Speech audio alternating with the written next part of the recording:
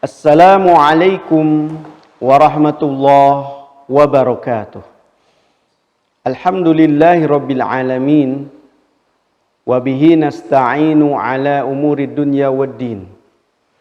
Wassalatu wassalamu ala sayyidil mursalin wa ala alihi wa ashabihi ajma'in. Amma ba'd. Pemirsa Gontor TV yang semoga Allah rahmati, di Pondok Modern Darussalam Gontor ada istilah panca jiwa. Ada 5 jiwa yang menjadi salah satu tujuan pondok agar menjadikan santri-santrinya menjadi santri yang unggul sebagai khairu ummah. Panca jiwa tersebut adalah yang pertama keikhlasan, yang kedua kesederhanaan, yang ketiga berdikari, yang keempat ukhuwah Islamiyah, dan yang kelima jiwa kebebasan. Jiwa itu sendiri dari kata-kata jiva, dari bahasa Sangsekerta, yang bisa diartikan dengan sesuatu yang immaterial, sesuatu yang di luar jasmani, bisa bermakna pikiran, bisa bermakna roh. Sebagaimana kita ketahui, jasad tanpa roh tidak akan bisa hidup. Begitupun seorang manusia tanpa ruh, tanpa jiwa, maka manusia itu tidak dianggap manusia yang hidup sempurna. Di kesempatan kali ini saya akan sedikit mengulas tentang salah satu panca jiwa dari 5 jiwa yang ada di pondok pesantren, yaitu jiwa nomor 3, berdikari, berdiri di atas kaki sendiri, atau bahasa yang lainnya adalah jiwa kemandirian. Jiwa kemandirian, guru kita semuanya Kiai Haji Abdullah Syukri Jarkasi pernah membuat sebuah ulasan, pernah membuat sebuah analogi bahwa seekor kupu-kupu itu melalui proses yang cukup panjang. Dari awal dia sebuah telur menjadi seekor ulat. Kemudian ulat itu makan beberapa hari dan akhirnya menjadi kepompong. Dan kepompong itu berproses berhari-hari dan akhirnya mengeluarkan yang namanya kupu-kupu yang terbang indah, terbang jauh ke atas. Dan itu ternyata proses itu adalah tidak lepas daripada proses kemandirian. Ada sebuah percobaan di mana ada sebuah kepompong yang sengaja disobek dengan sebuah pisau agar bisa kupu-kupu keluar dengan mudah. Tetapi apa yang terjadi? Kupu-kupu yang biasanya dengan kemandiriannya dia dengan sendirinya keluar dari kepompong bisa terbang jauh, tetapi kepompong yang dibantu oleh manusia dengan merobek kepompongnya, kemudian ternyata apa yang terjadi? Kupu-kupunya lemah, tidak bisa terbang, dan bahkan akhirnya dia mati sebelum terbang.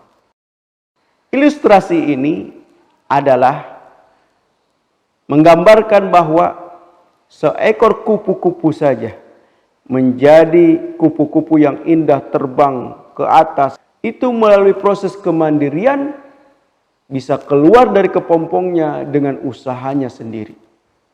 Sedangkan andai kata dia dibantu, maka dia tidak bisa seperti halnya kupu-kupu yang seperti biasanya. Hadirin Gontor TV yang dirahmati oleh Allah Subhanahu wa taala. Pada satu ketika saya pernah membaca buku yang mengisahkan tentang Kiai Haji Imam Zarkasi.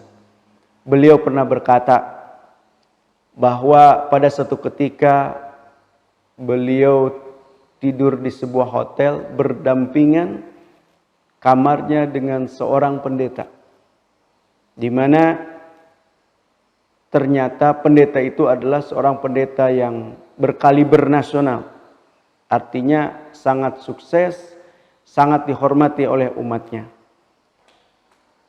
Kiai Haji Imam Zarkasi melihat bagaimana perilaku kesehariannya, ternyata pendeta tersebut mencuci bajunya sendiri di hotel tersebut. Kata Kiai Haji Imam Zarkasi, pasti kesuksesan dia tersebut disebabkan oleh jiwa kemandiriannya.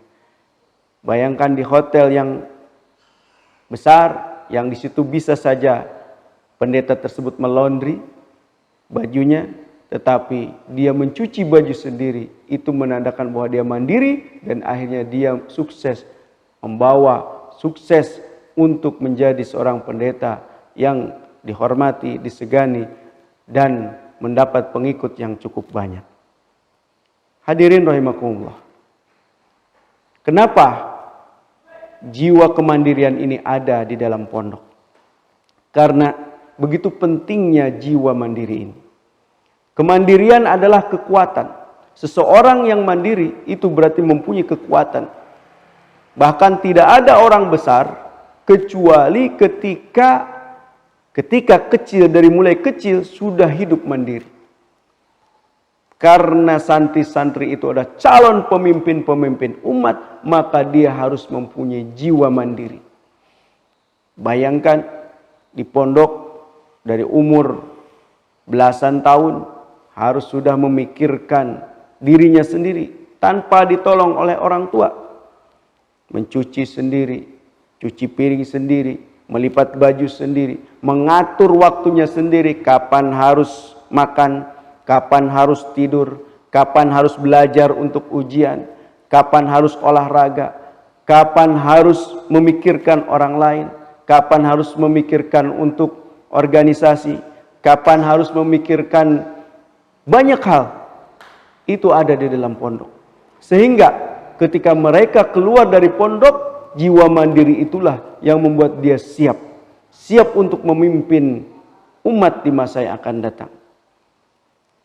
Seorang ahli psikologi bernama Steinberg dalam bukunya Adolescence, dia mengatakan bahwa kemandirian adalah kekuatan seseorang untuk menentukan nasibnya sendiri tanpa ditolong oleh orang lain. Itulah kemandirian.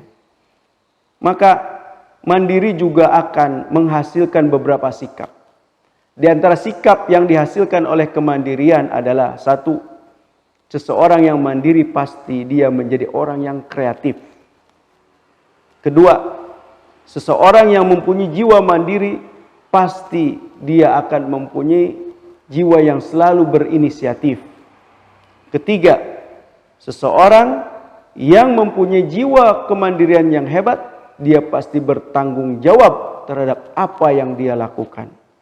Dan yang keempat, seseorang yang mempunyai kemandirian yang kuat, maka dia pasti akan bisa menahan diri dari segala sesuatu yang tidak baik, karena dia sudah bisa menentukan mana yang harus dilakukan, mana yang tidak harus dilakukan, mana yang baik dilakukan, mana yang tidak baik dilakukan.